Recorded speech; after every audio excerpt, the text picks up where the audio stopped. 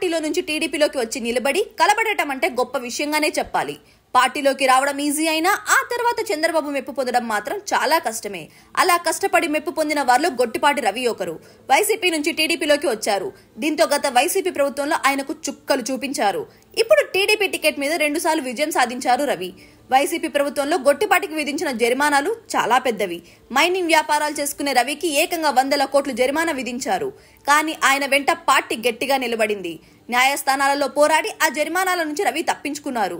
ఇప్పుడు మంత్రి అయ్యారు. మంత్రిగా రవి పనితీరుపై చంద్రబాబు ఫుల్ హ్యాపీగా ఉన్నారు.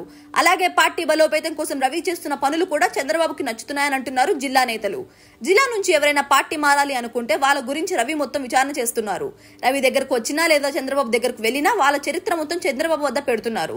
జిల్లా టీడీపీలో కొందరు కోవట్ నాయకులు ఉన్నారు. వాళ్ళ విషయంలో రవి చాలా సీరియస్ గా ఉన్నారు.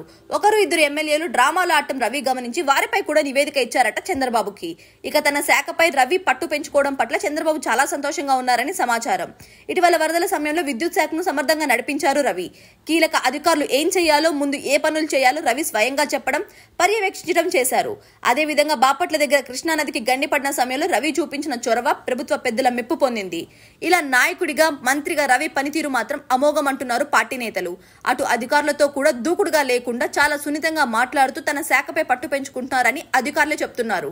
దీంతో ఆయనతో పనిచేయడానికి అధికారులు కూడా ఉత్సాహం చూపిస్తున్నారు. అలాగే విద్యుత్ శాఖలో బదిలీలు చేయాల్సిందే అని రవి పట్టుదలగా ఉన్నారు. అన్ని జిల్లాల్లో సమర్థవంతంగా పనిచేయని అధికారుల మీద ఆయన గురిపెట్టారు. దీంతో తొందరలోనే కొందరు అధికారులకి స్థాన చెల్లడం తప్పదన్న వార్తలు వినిపిస్తున్నాయి. ఇలా గొట్టిపాటి రవి తనకి వచ్చిన అవకాశాన్ని సద్వినియోగం చేసుకుంటూ అధినాయకుడి ప్రశంసలు పొందుతున్నారు.